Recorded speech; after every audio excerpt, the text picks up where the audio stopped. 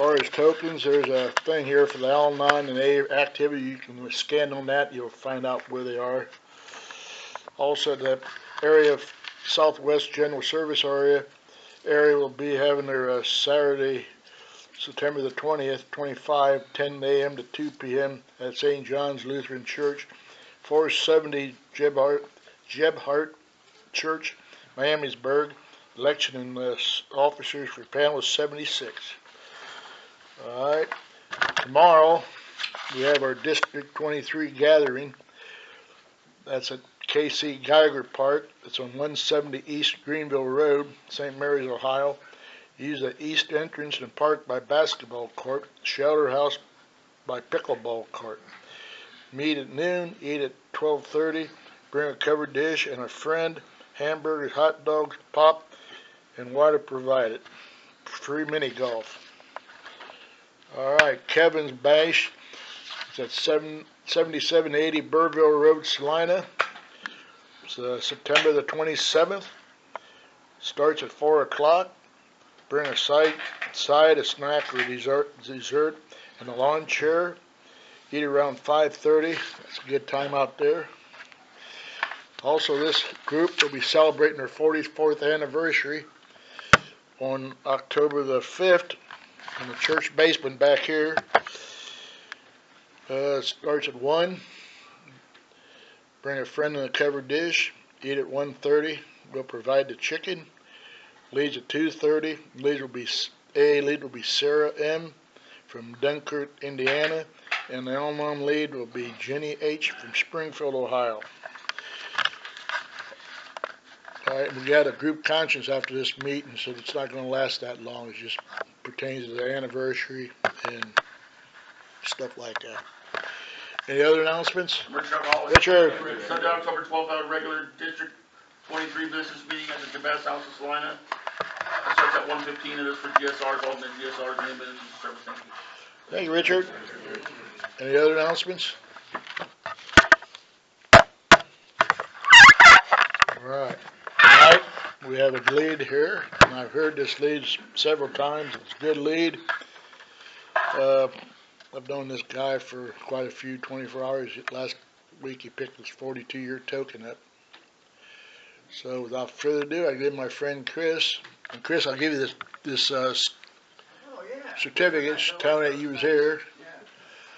Come down from Van Wert just to get Yeah, you came from Van Wert, just picked that token up. All right, good enough. Hey, thank you. Thank you. Everybody put their name and their phone number on there for me, right? Isn't that how you do it? Well, sometimes, yeah, I don't need all the phone numbers. I never call anybody anyway. Right? Yeah, I got more phone numbers. I never call anybody. I'm a bad example when it comes to that kind of stuff. My name is Chris, and I'm an alcoholic. Yeah. I was here last week. I got a token. I don't know.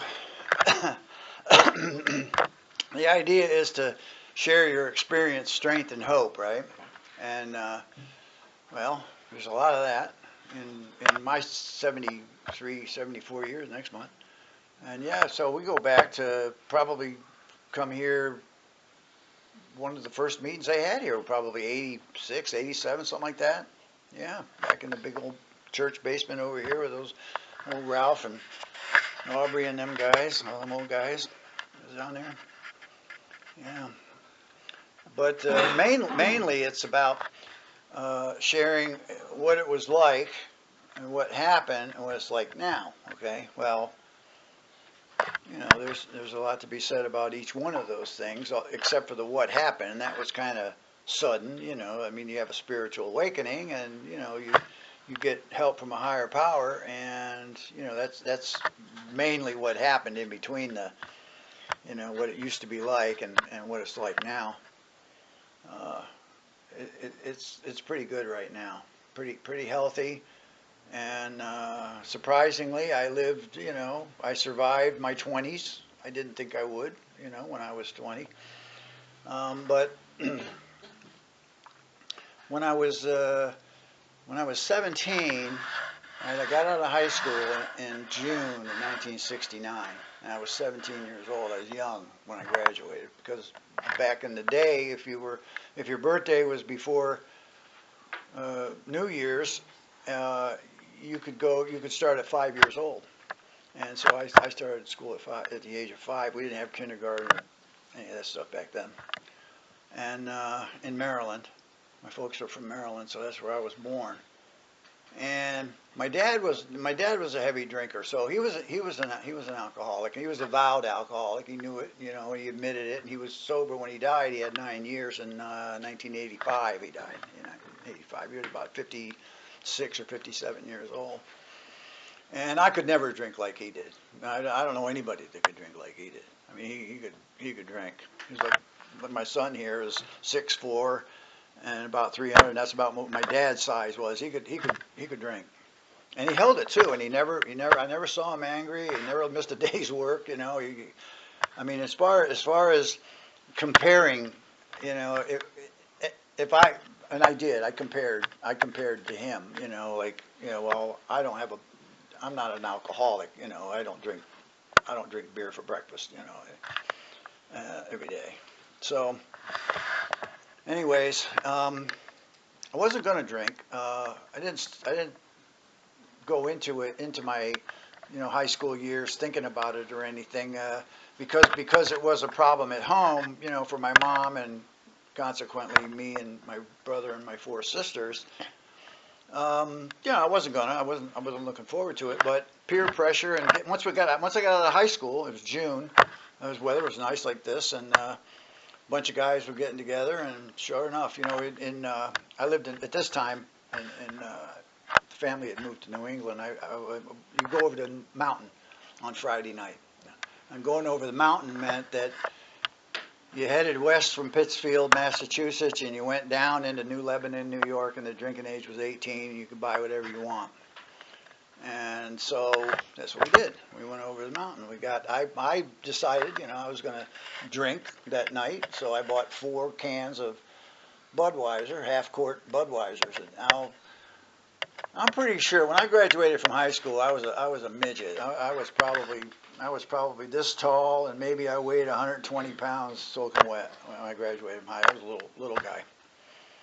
And of course, I didn't have any tolerance, and I didn't have any idea of how much 2 quarts of beer was going to, kick my butt. But the upshot is that, while everybody was still sitting, all the guys and the girls that we met, were all in the house, still going strong. I was laid out on the front yard, watching the stars go around. They took me home sometime during the night. I was sick.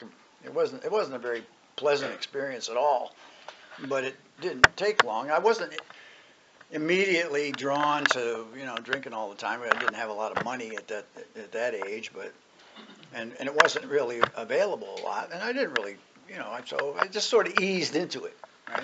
I mean, started drinking.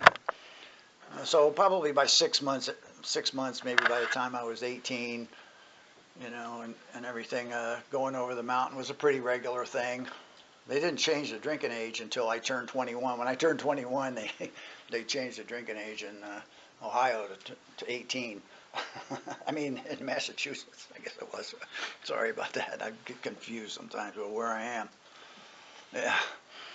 And so I was developing a tolerance, a pretty good tolerance. I could hold it pretty good, and work. I mean, I was working, but I need to say that, going into drinking at that age, I wasn't a good kid. I mean, I was a vandal. When it came to Friday and Saturday nights around town, I'd tear it up and stealing, whatever chance I could get from stores or anybody else that left something lying around. I just wasn't very, I don't know. I skated on my, I don't know what it was. I was able to lie, I guess, and convince everybody that, it wasn't me, or I was sorry, or whatever, Every time I got picked up for something, it was all just ignored. So all the different times, between, let's say, 69, I turned 18 until, I don't know, I guess I was about maybe 25 or 26 years old, quite a few years. Anytime I went to court for something, which could have been from anything, um, that I got into, it was always, hey, okay, don't do it again, and see you later, pay the fine or whatever. But from the start, I was the kind of guy who was better off not drinking. Really, basically, just would have been better off not drinking, alcoholism or not, just better off not drinking because there was no telling, what would happen when I started. Um, but it was a lot of good times. It was a lot of partying. That's all it was. It was after you go to work, you get out, you go to the bar, you stay at the bar, you close the bar, you go home. That's all it was. And so I went through a nice little relationship as a result of, bad judgment, right? There's poor judgment and immaturity and, I don't know, I guess you could just say alcoholic thinking, I guess. I had my first accident, alcohol related, when I was 20. All right, it was about this time of year. And let's see, what would have been 71, I guess. I was 20. No, it was in 72. It was in 72. I was going through a roundabout and I got hit on the side and spun around, right in front of the police station in Williamstown, Massachusetts. I was .12 on the breathalyzer scale.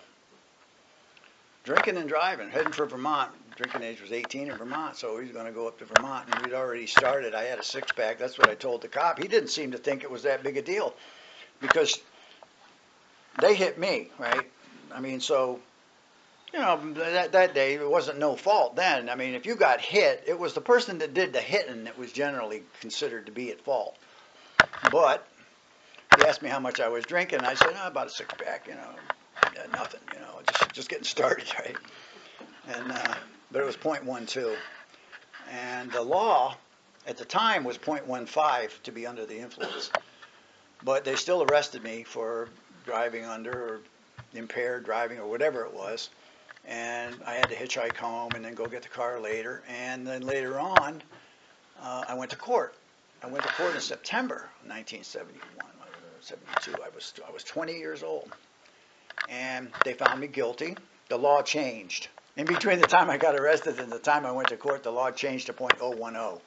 So they just convicted me right outright because they had the breathalyzer. And they said, okay, pay the fine. And, oh, by the way, you were also negligent in operation of a motor vehicle. So there's another $100.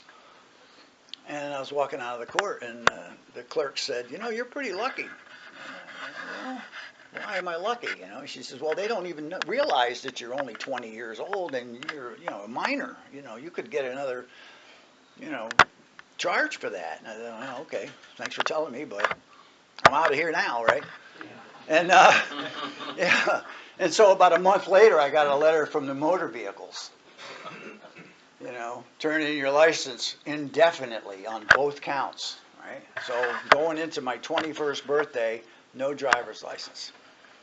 And at that point, I had quit my job on the railroad, and I wasn't working. I was living at home, just a vegetable, really. I wasn't doing anything else. I mean, I was just drinking and carousing. Didn't have any relationship going or nothing. No maturity at all. I was still 15, I guess, mentally, and.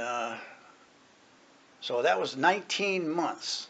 19 months without a driver's license, a lot of drinking, and a lot of hitchhiking, and a lot of walking. And in January of 1974, I got a good job and working in a paper mill. And I knuckled down, I went to work every day, which was knuckling down for me. I didn't change any of my behavior. I was still drinking every day. On lunch, you could take a lunch break. You could go sit in the bar and have a couple of beers and go back to work. That was every day. It was nothing. I had a pretty good tolerance for alcohol. I had to drink a lot to get drunk, but I was always under the influence. And local bars. I knew, I had tabs in all the bars and everything. I was doing pretty good. I was saving money and living at home, so I didn't have to pay anything anywhere. Of course, I was smoking cigarettes. I started smoking cigarettes before I started doing anything. I was 12 or 13 when I started doing that. And so I got my license back in March of, or I guess it was May of 1974. I was 22 years old. High on a hog. Well, I was flying high now. I went down to, they had shut down at the mill for 2 weeks, so I had 2 weeks off in August. I went down to Washington, D.C., and I visited with my dad, my granddad, and all my relatives down there. And after the end of the week, he gave me his car, had a '63 Impala convertible, and went back to Massachusetts. And just the kind of the superstitious part about it, right? I remember getting off the turnpike and a nice summer night, I got this nice car, and got out, and the rear view mirror glass fell out and fell on the ground, and broke. And I thought, well, there's 7 years bad luck, Okay, well, that don't matter. It don't mean nothing. I went back to work, right? Worked about, I don't know, maybe 6 weeks, right into the middle of September. It was, and or late August or something. And boy, I really blew it out one night and got way too drunk. I fell asleep and hit a telephone pole head on. I must have been going 50 or 60 miles an hour on the state road. 3 o'clock in the morning. Well, that was indefinitely for driving under the influence and driving to endanger this time. That was gone for 6 years after that. Car was wrecked. Quit my job the next day. Didn't work again for 7 years. Right? 7 years. The funny thing about that bad luck is every year it was worse. It wasn't just started out bad, it got worse every year, for years. No job all that time, the main thing is that this is another thing about what happened, right? Something that happened that was life-changing was when I woke up behind the wheel of the car, it was still rolling. I thought I just hit a curb or something, until I got out and saw the car smashed into the timing chain this far and the telephone pole swinging because I knocked a chunk out of it and the street light was broke. And perfectly quiet, at 3 o'clock in the morning. And I thought, well, so much for this life. I figured all the fun went out of drinking that night. I didn't care if I ever drank again. I really didn't. It didn't matter. Nothing mattered. Especially drinking. But it didn't stop me, but I probably settled down. Went into control mode. You're always controlling drinking, right? Then they say, something about control. If you have to control it, you've already lost control. What they say? Yeah. Well. Yeah. I don't know what I tested on the breathalyzer that night, but I ended up walking home 20 miles without a car, drunk, blood on my shirt, And then I just started. I didn't do anything. I just stayed in the house. About, I don't know, 6 months later, my mother put me on a plane back down to D.C. so my father could deal with me, and he put me in a mental institution, and they put me in a straitjacket, and then they put me on, I don't know, different drugs. And you could say I was dried out because I wasn't able to do anything, but I wasn't doing too good mentally and emotionally. Never went to an AA meeting. I didn't even know there was such a thing really as an AA meeting at that time. No judge had ever said, maybe you should go to an AA meeting to me. And so at the age of 23 until, I don't know, for a couple of years, it was a lot of day treatment, but you know what day treatment is, right? You go to the psychiatric clinic and you have a group therapy, then you make lunch, and then you go out on a crafty thing, and you spend time together and you learn how to be normal, I guess you could say, right? I did that for a couple of years. And then one night I was out drinking and I met a girl and we hit it off pretty good. She was about my age. She liked the same things I did, which was, to go to the Roadhouse on Friday and Saturday night and drink. And of course I wasn't working. I hadn't worked since I was 22. I'm getting like 24, a couple of years here. And so she got pregnant and we got married. And my first son was born in '77. But I was controlling it pretty good. I was doing, but that's the thing is, if you don't do anything about your problems, they're still there, right? You get by and you get along and, you wonder why things aren't doing so good, right? But yeah, so, there was all kinds of agencies and programs, and I took tests, to find out what I was good at and what I could get training in, and I didn't want to do anything. I'd never been to college. I didn't even want to work, but I had to do something, right? I was supposed to have a family. I had a family going, and we were fighting like cats and dogs. I mean, it was awful. It was brutal. She could give it as well as take it. And so we was off and on for, I don't know, 9 years eventually is when I got my divorce was final, but we lived together probably 3 or 4 years out of that, right? Because it was always separated and I was in something. Now here's another watershed moment, okay?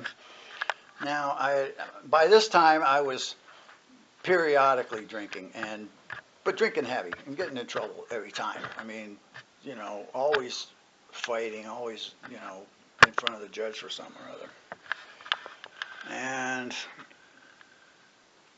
my father came into town. I think I was living in one of those halfway houses for, mental patients because they were shutting down all of the state institutions and they were putting all these people with psychiatric problems and emotional disorders and stuff in homes, right, in houses.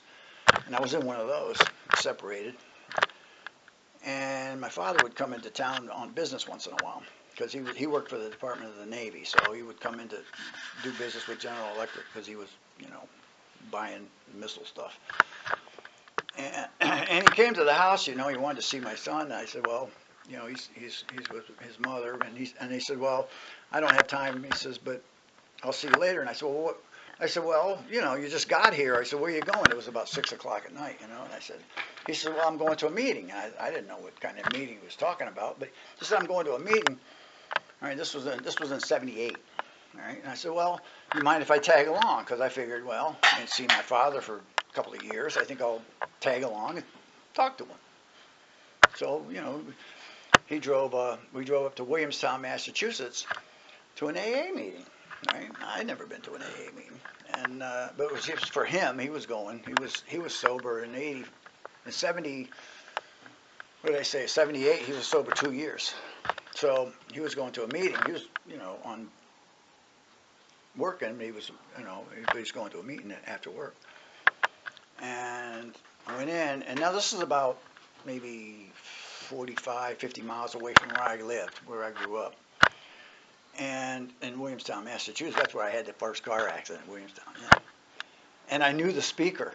I knew the guy that was talking. I went to school with him. I played Little League with him, right? And I was impressed, that he was sober, right? And speaking at this meeting. And I thought, what do you know? I drink more than he does. Maybe I should try it, right? I mean, I didn't have anything to lose. So I started going to meetings all the time. I'd sit in the back. And after the meeting, just about the time they were saying the Our Father, I'd walk out. And I'd wait till everybody got out of the meeting, and going home, right? Always thumbing, no driver's license, hitching a ride. I wouldn't ask you for a ride. I wouldn't ask anybody for a phone number.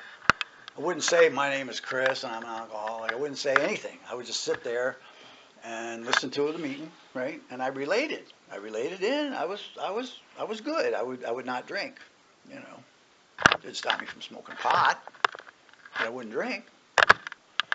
And things would get a little better, I mean, you know, the probation would end, and you know, maybe my job prospects were looking a little better. Maybe I was getting a little bit better relationship with my wife, you know, not a little less, you know, duking it out.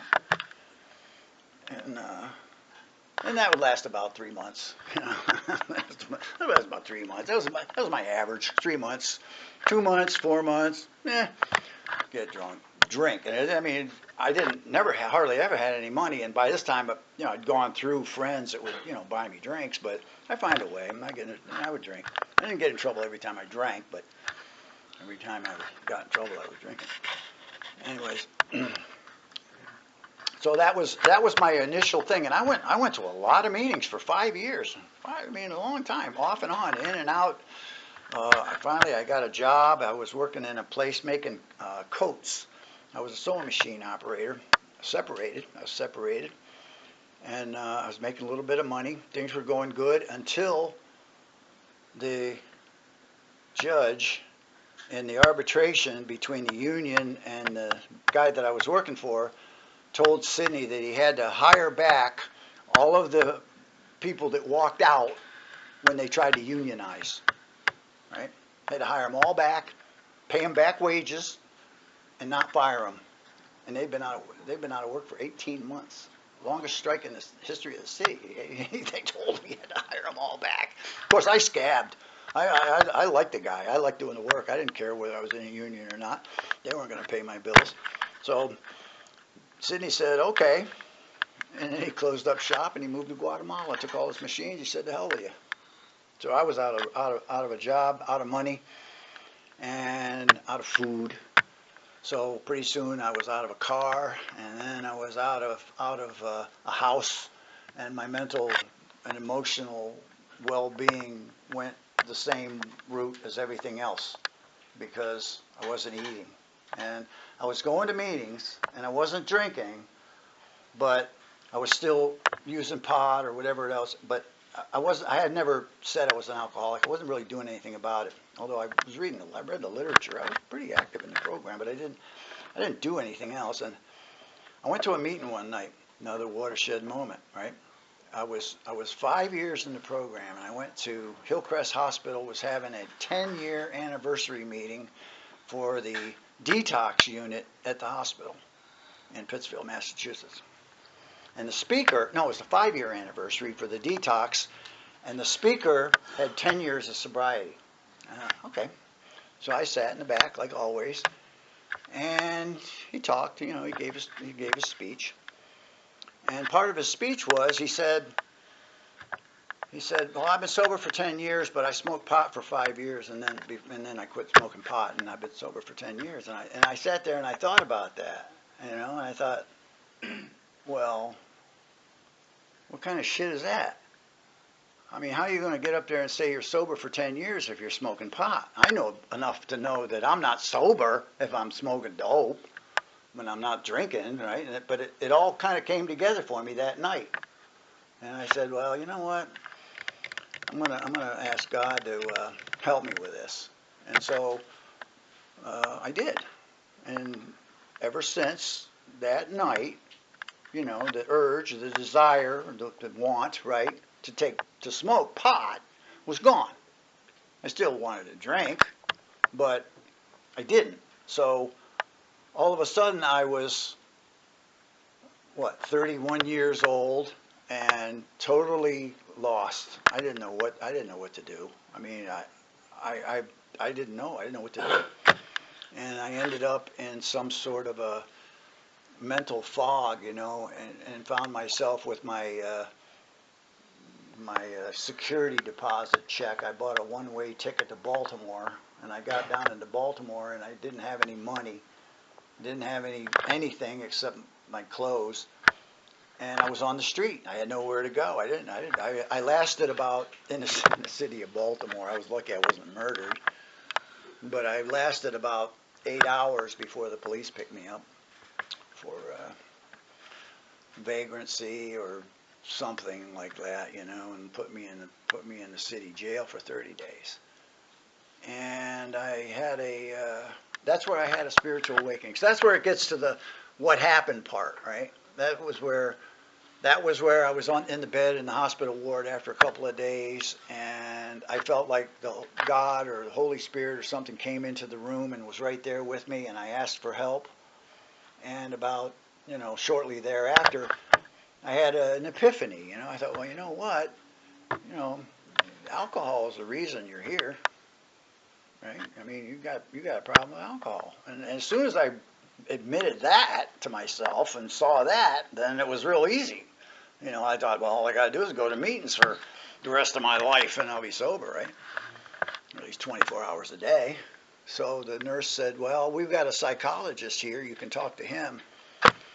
And Morris came in and he said, okay, well, we've got a residence alcohol program here at the jail you can go into for the rest of your time, which was like almost 30 days. So I went into the residence alcohol program. Guys came in with AA meetings 3 or 4 nights a week. My father put some money in the commissary and things were looking pretty good until the 30 days was up and I had to go see the judge. And the judge says, well, I'll give you probation before birth, probation for 2 years. He says, you keep doing what you're doing. You go to the Turk house for 21 days, continue your treatment and you're good. And I said, okay. So I walked up to the jail from downtown Baltimore. I got my stuff, walked back down to Green Street, and I checked into the Maryland General Hospital there, where the Turk House was, and I moved into there for 3 weeks. Well, while I was in there, I was going to meetings, and just gradually getting a little bit healthier, a little bit better. Great meetings, by the way. In Baltimore, I had 600 meetings you could go to. There was meetings out the wazoo. I went to 10 meetings a week for 4 or 5 years. And they said, well, we've got another program across town here. You can only stay here for 21 days, but there's another program in town. We'll see if you can get you into that. So they took me over there, and they accepted me into this Baltimore alcoholism treatment program. And it was pretty rough. They were just getting started. They'd been in business for about a year. They had a Good Samaritan van that would go around and pick up winos, and most of the guys that were living in this row house in downtown Baltimore in the projects, they were pretty wet brain. They weren't going anywhere. They put me in there with those guys, and so I wasn't able to do anything for a couple of weeks. But as soon as I was able to get out, I started going to meetings, and then they gave me a job as a volunteer to sit at the desk and hand out snacks and watch the door. Which basically it was a pretty good gig. I got paid cash. And after a few months, they put me on staff. I went to work for them. And they opened up a new building on the other side of town. It was a rebuilt Catholic school. Beautiful building. It was all redone, nice kitchen and everything. I had pick of the rooms, and I was there. I paid rent. I lived there for a while. And then after I was about, I don't know, it was a little bit less than a year when I met my wife. My second wife came to work at this place, and I got to know her, and we hooked up. Got my divorce was final. We got married, had 2 boys. Man, I just went to meetings. That's all I did. I just went to meetings all the time, and I worked, in this place, which was pretty sweet.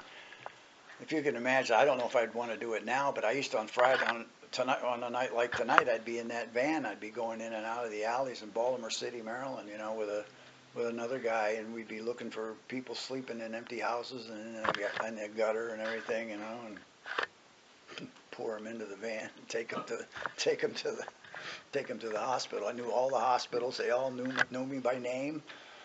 And the police. When I was working in the detox, I worked in the front door. The police would bring people in. They would just come in. They'd say, "Well, can you take them?" And I'd say, "Yeah, bring them in," and give them a breathalyzer. And Ginger would take care of them until they went upstairs and got detoxed. So it was a pretty nice little thing that was going on there. But I could see the writing on the wall. In the late '80s, crack and was coming in and pretty big in the city. And we were seeing less and less alcoholics on the street, and most of the people that were coming, they changed it from the Baltimore alcoholism treatment program to the Baltimore addictions treatment program. So then it became more of a drug program. I wasn't interested in being a counselor. I was what they call a human service aide or a driver. I would take the people to appointments and stuff. And but my mother gave me some money. She sold a house up in Massachusetts. She gave me some money, and with that money, we moved to Van Wert.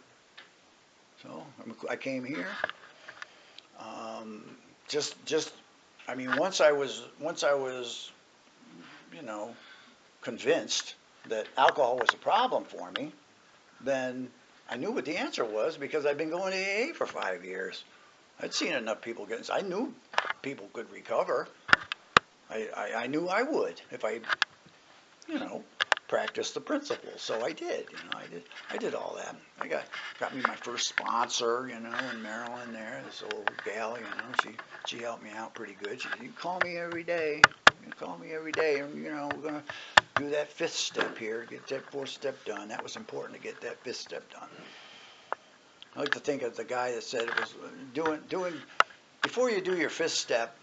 You know, it's like you're carrying around a duffel bag full of crap all the time, you know, and then when you do a 5th step, you share that with somebody, and then the weight's off, you know, and you can move on with your life a little bit. It's a pretty nice feeling. I'm glad I did that. I don't think I would have, I don't know what would happen if I hadn't have done it, but anyways, I got pretty active in the program, went all the time. I came up here and started coming down here every week, did it for years and years, and went to work at Fleetwood, right, raised a family. Unfortunately, my wife got rheumatoid arthritis. She passed away a couple of years ago. But I don't know. I got no complaints. I mean, there's two things really that probably kept me coming back through all that early stuff and later stuff, and those were the what they say about the only requirement for membership is a desire to stop drinking. I thought, well, I can handle that. You know, I don't have to say I'm an alcoholic, right? Right? I didn't like saying that. Because I didn't mention this, but my mother was a teetotaler. You know, she didn't drink. So the fact that my father drank was a real problem for her. And so that made it a little rough on me and probably my brother and sisters on that, you know, my conscience bothered me when I drank. Because I knew it would bother her, right? But of course, she didn't know most of the time, but so there was you know, it's conflicting emotions with that. But the other thing is, where you hear them say in the meetings, right? It's not what you drink, it's not how much you drink, it's what it does to you, right? Well, I could relate to that. Hell, I know what it did to me. I know what it would do now. I don't need a drink to find out, and I don't want to. I've learned enough to learn that the progression of the disease is such, you know, they teach you a lot of stuff in those treatment programs about alcoholism. There's a lot to learn about alcoholism. It's cross-addictive with things like Valium and Librium and ether, right? All kinds of stuff that's just as the same effect on the body as alcohol. And you can backdoor into alcoholism through taking drugs like that. But it's what it does to you. It's what it does to you when you drink. So, anyways, I don't know. I think the idea is that we want to cultivate, according to Jung in the Big Book. You know, he was trying to get alcoholic number 3 there. You know, to experience a spiritual awakening, because that was the only shift in a person's attitude and demeanor that would fix their problem. You know, there's no cure for alcoholism, right? I mean, once you're a pickle, you're never going to be a cucumber again, right? You know how it is? You're never cured. And I don't like to think that I'm recovered, even after 42 years. I don't like to think that I'm recovered. Because that's too final. That's like, oh, well, then I guess I could go ahead and drink, right? I mean, hell, I'm not an alcoholic anymore, right? I recovered. Well, I don't think there's such a thing as that either. Because with the progression of the disease, and you know, I think we all know what the progression is, you don't pick up where you left off. You pick up where you would have been if you kept on drinking that whole time, you know, and that, in my case, I'd probably be about one night drunk and I'd be out of here.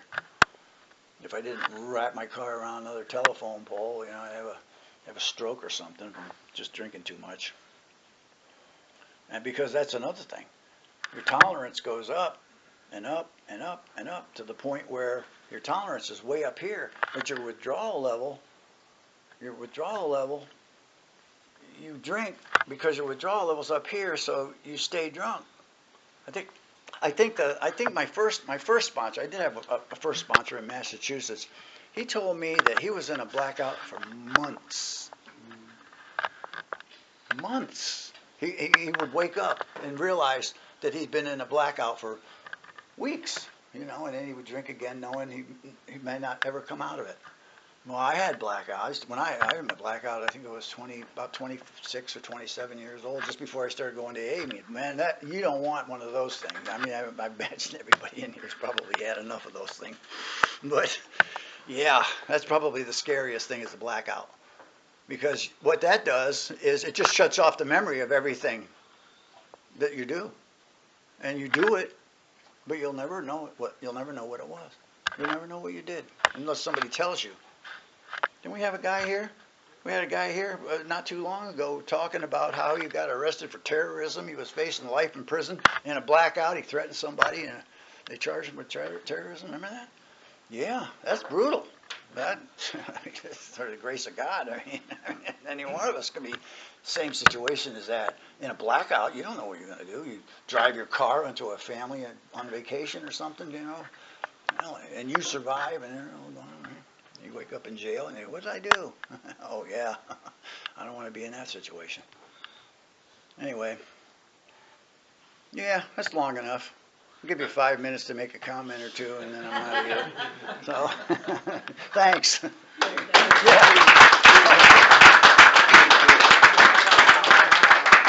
was a good message. I enjoyed that.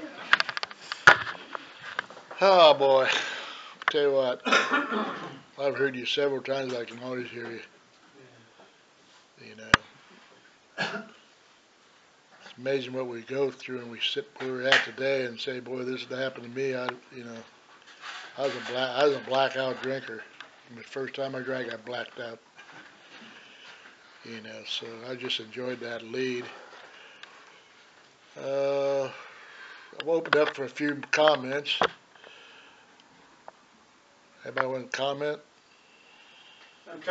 Kevin. And thanks, Chris. I've heard you many times. I've probably known you 25 years. It's been a while. And, one thing that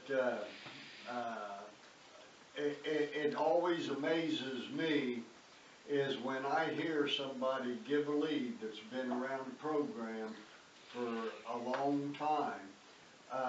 The disease that I have or anybody else has sitting in this ring hasn't changed. It's the same thing. It's just sometimes we take it to different heights and levels. And, thanks for kind of going through that and telling a little bit of how your disease progressed through time, because it does progress, and it continues. So thanks for a good lead. Good to see you again. Thanks, Kevin. My name's Tom. I'm alive. Tom. And I was just going to start it. That was a good lead. I'm glad I stayed for it. And listen, what's your last name? Yes. Okay. That's all. Anybody else? Steve Alcoholic. Steve. Hi, Steve. Congratulations, everybody. Yeah, Chris, we go back a long ways. 1990 something. You got that right. 92. That started me going to meetings over there in Van Wert. Ran across a few of those people over there. Got to know a few of them too. Some good sobriety over there.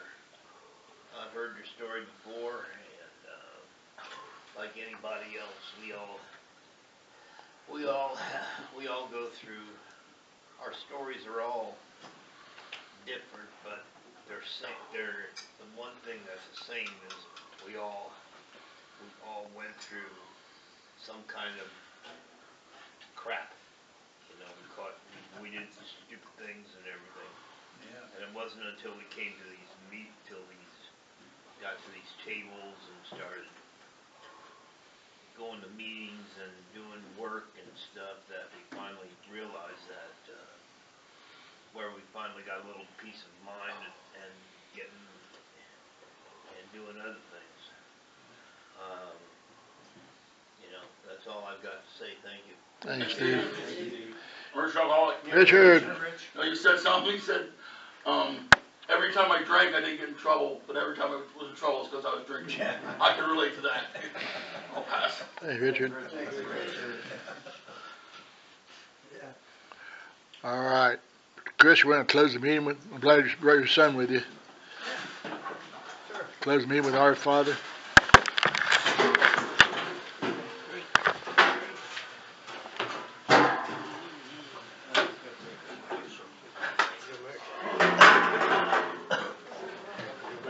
Does like that.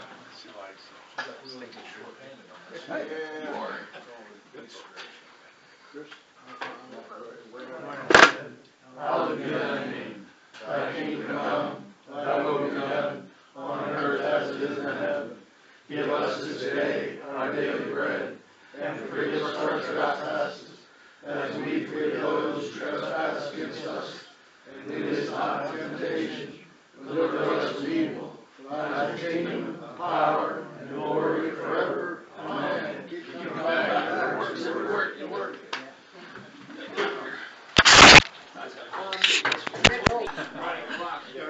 Hey. When it gets about 30 points.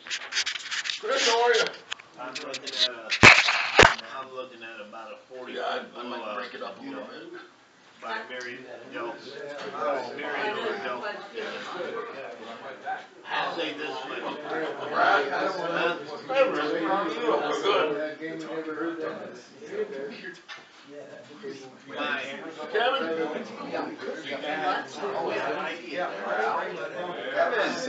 Good to see you. How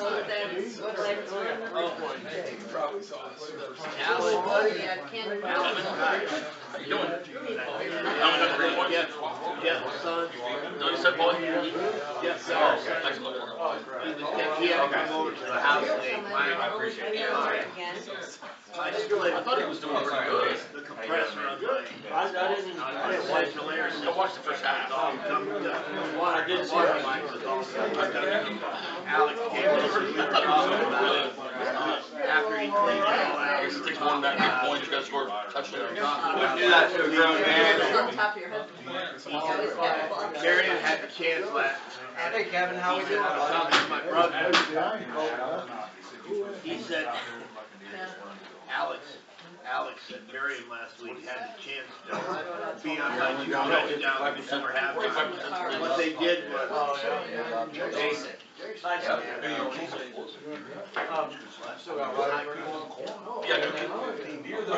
I appreciate it though. I'm not ready. You guys all throw this kind of out of your way, so. It's not. Matthew's I coming from never- Vegas, so this is TBC. I had one of them too. He's good.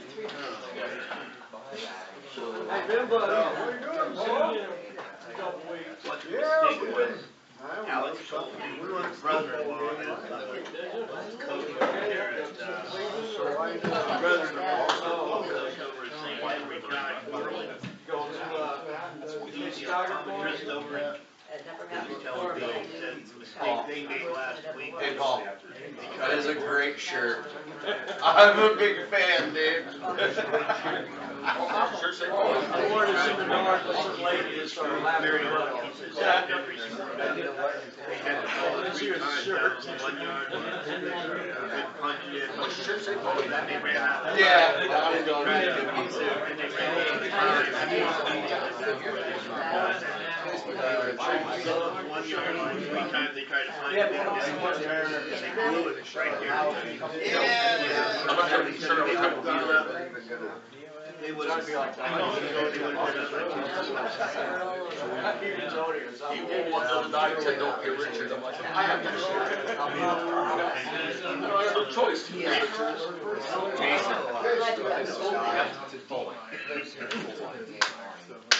I guess if you call Mike, you know Rick Winter from over on Marine Side? He drives funny trucks, he was telling me about that last week. Him and his, Ray had big winter. they had a game last week, yeah, they played St. Henry. He said they came back. Went to Dennis Wednesday. Anybody else? I did find out very Root canal. This one just happened, but I mean, it's the in the country. the chip's so bad, I need a root canal. Never been. The other one, the filling fell off. See you, buddy. If the VA authorizes it, if not, they're just gonna block the phone. Hello. I figured it's gonna be other problems. No, that's good. This is my daughter and my two granddaughters. Hey, my name's Tom. Hi, I'm Raven. Hi, Raven, nice to meet you. Nice to meet you. That's my daughter. Don't worry.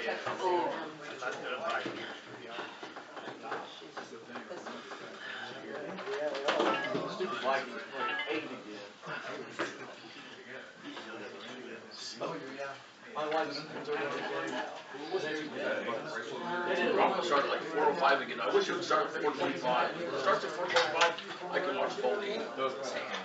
But if not, in this, the first 5 telephones. Colts. Yeah, they're playing in Indiana. Yesterday, when the game down, when the Packers out here. No, I said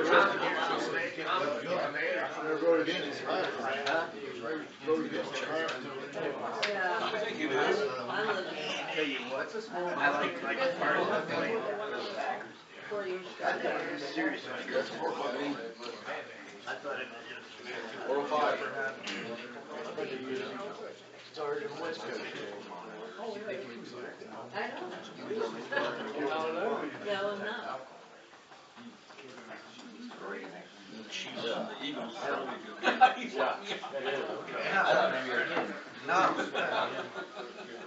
Eagles beat them again. Start on 2. Oxford looks very good. Still in first place.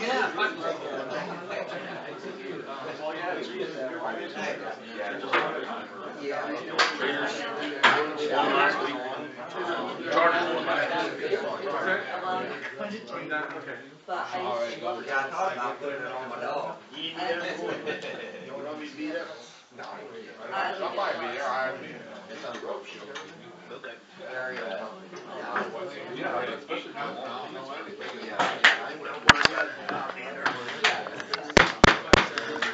I'm Gary, I'm an alcoholic. Hi, Gary. I'd like to welcome everyone here to the Coldwater Friday Night Group of Alcoholics Anonymous. Those who wish, welcome into serenity prayer. God, grant me the serenity to accept the things I cannot change, courage to change the things I can, and the wisdom to know the difference. Preamble. Alcoholics Anonymous is a fellowship of men and women who share their experience, strength, and hope with each other, that they may solve their common problem and help others to recover from alcoholism. The only requirement for membership is desire to stop drinking. There are no dues or fees for any membership. We are self-supporting through our own contributions. It is not allowed with any sect, denomination, politics, organization, or institution. It does not wish to engage in any controversy, neither endorses nor opposes any causes. Our primary purpose is to stay sober and help other alcoholics. Ask my friend Richard to read how it works. I'm Richard Alcoholic. It works. Rarely have we seen a person fail who has thoroughly followed our path. Those who do not recover are people who cannot or will not completely get themselves through this simple program. Usually men and women who are constitutionally incapable of being honest with themselves. There are such unfortunates. They are not at fault. They seem to have been born that way. They are naturally incapable of grasping and developing a manner of living which demands rigorous honesty. Their chances are less than average. There are those too who suffer from grave emotional and mental disorders, but many of them do recover if they have the capacity to be honest. Our stories disclosed in a general way what we used to be like, what happened, and what we are like now. If you decided you want what we have and are willing to go to any length to get it, then you're ready to take certain steps. And some of these we balked. We thought we could find an easier, softer way, but we could not. With all the earnestness at our command, we beg of you to be fearless and thorough from the very start. Some of us have tried to hold on to our old ideas, and the result was nil until we let go absolutely. Remember that we deal with alcohol, cunning, baffling, powerful. Without help, it is too much for us. There's one who has all power. That one is God, may you find him now. Half measures avail us nothing. We stood at the turning point. We asked for protection and care with complete abandon. Here are the steps we took which are suggested as a program of recovery. 1, we admitted we were powerless over alcohol, that our lives had become unmanageable. 2, came to believe that the power greater than ourselves could restore us to sanity. 3, made a decision to turn our will and our lives over to the care of God as we understood him. 4, made a searching and fearless moral inventory of ourselves. 5, admitted to God, to ourselves, and to another human being the exact nature of our wrongs. 6, we're entirely ready to have God remove all these defects of character. 7, humbly asked him to remove our shortcomings. 8, made a list of all persons we had harmed and became willing to make amends to them all. 9, made direct amends to such people wherever possible, except when to do so would injure them or others. 10, continued to take personal inventory, and when we were wrong, promptly amended it. 11, sought through prayer and meditation to improve our conscious contact with God as we understood him, praying only for knowledge of his will for us and the power to carry that out. 12, having had a spiritual awakening, as the result of these steps, we try to carry those messages to alcoholics and to practice these principles in all our affairs. Many of us exclaim, what an order, I can't go through with it. Do not be discouraged. No one among us has been able to maintain anything like perfect adherence to these principles. We are not sinners. The thing is that we are willing to grow along spiritual lines. Principles we have set down are progress. We think spiritual progress is other direction. Our description of the alcoholic, the chapter to the agnostic, my personal adventures before and after, make clear 3 pertinent ideas. We alcoholics men on our own lives. See the problem with no human power that I relieve our alcoholism. See that God could and would. Thank you, Richard. I've asked my friend Steve to read the 12 traditions. Hi, everybody. I'm Steve Alcoholic. Hi, Steve. Hi, everybody. 12 traditions of Alcoholics Anonymous. 1. Common welfare should come first. Personal recovery depends upon the AA unity. 2. For a group purpose, there is but one ultimate authority, a loving God as he may express himself in a group context. Our leaders are for trusted service, they do not govern. 3. The only requirement for AA membership is a desire to stop drinking. 4. Each group should be autonomous except in matters affecting other groups or AA as a whole. 5. Each group has for one primary purpose, to carry its message to the alcoholic who still suffers. 6. In any group I'll never endorse, finance, or lend the AA maintaining related facility or outside enterprise, Thus problems of money, property, and prestige divert us from our primary purpose. 7. Every AA group ought to be fully self-supporting, declining outside contributions. 8. Alcoholics Anonymous should remain forever non-professional, but our service centers may employ special workers. 9. AA as such ought never be organized, but we may create service boards or committees directly responsible to those they serve. 10. Alcoholics Anonymous has no opinion on the outside issue. Hence the AA name ought never be drawn into public controversy. 11. Our public relations policy is based on attraction rather than promotion. We need always maintain personal anonymity at the level of press, radio, and film. And 12. Anonymity is the spiritual foundation of all our traditions, ever reminding us to place principles before personality. Thank you, Steve. Now it's time to read the promises. Thanks, Tom. Tom. The spiritual life, the spiritual life is not a theory, we have to live it. Unless one's family expresses a desire to live upon spiritual principles, we think we ought not to urge them. We should not talk incessantly to them about spiritual matters. They will change in time. Our behavior will convince them more than our words. We must remember that 10 or 20 years of drunkenness will make a skeptic out of anyone. There may be some wrong we can never fully right. We don't worry about them if we can honestly say to ourselves that we would right them if we could. Some people cannot be seen. We send them an honest letter. And there may be some valid reasons for postponement in some cases, but we don't delay if it can be avoided. We should be sensible, tactful, considerate, and humble without being servile or scraping. As God's children, we stand on our feet. We don't crawl before anyone. If we are painstaking about this phase of our development, we'll be amazed before halfway through. We're going to a new freedom and new happiness. We will not regret the past, nor wish to shut the door on it. We will comprehend the word serenity, and we will know peace. No matter how far down the scale we've gone, we'll see our experience can benefit others. That feeling of uselessness and self-pity will disappear. We will lose interest in self-esteem and get interest in ourselves. Self-seeking will slip away. Our whole attitude and outlook on life will change. Fear of people and economic insecurity will leave us. We will intuitively know how to handle situations which used to baffle us.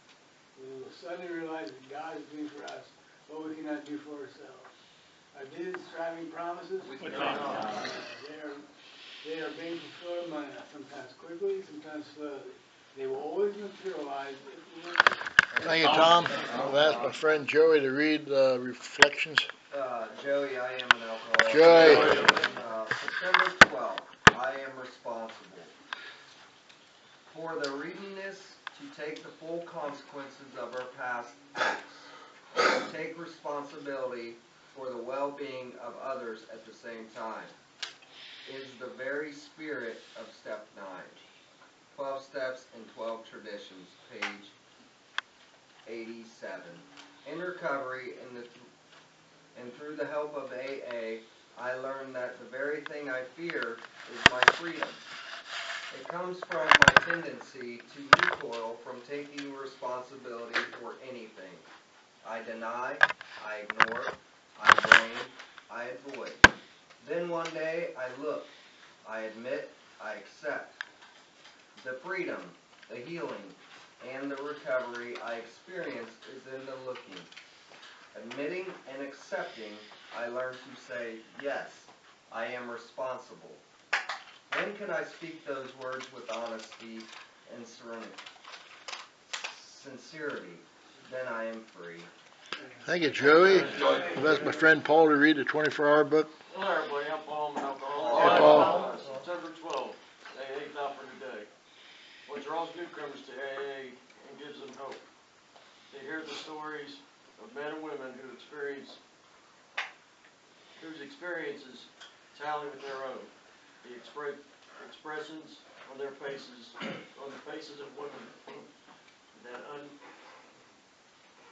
unfindable something in the eyes of the men.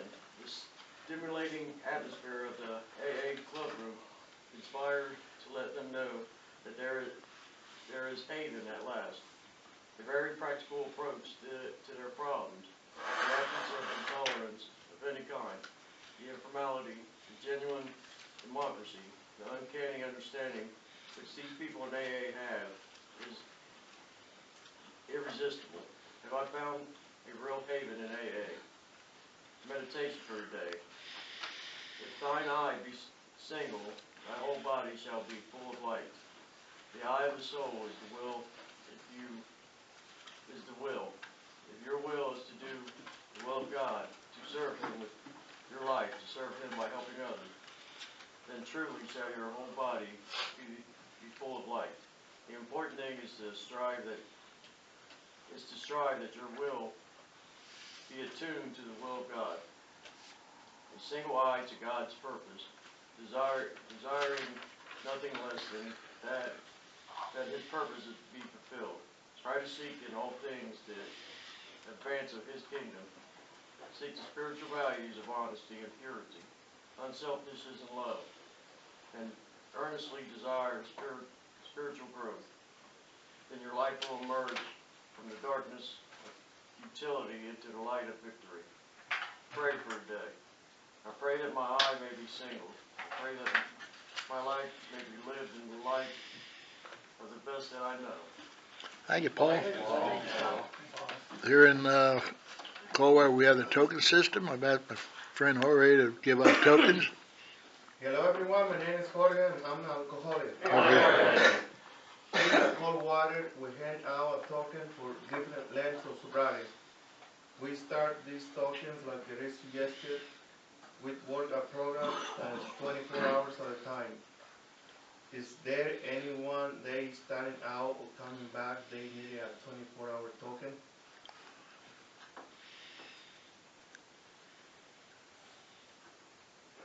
One to 3 months?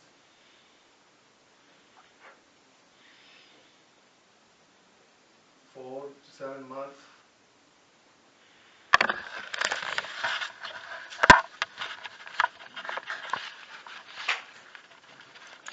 8 to 11 months?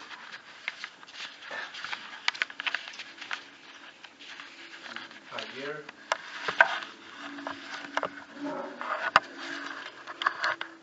18 months?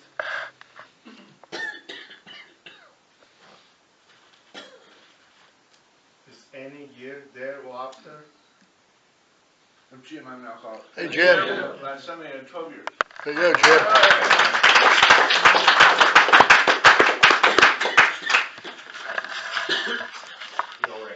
You already have it. Yeah, I'm sorry. Yeah, I have my 12 years. Thanks, Brian. Then I picked up my 11 month in the agreement. There you go, Al.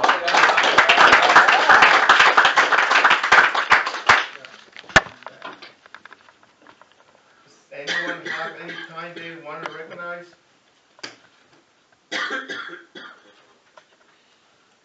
So I just want to say thank you guys because 2 days ago I got 16 months. There you go.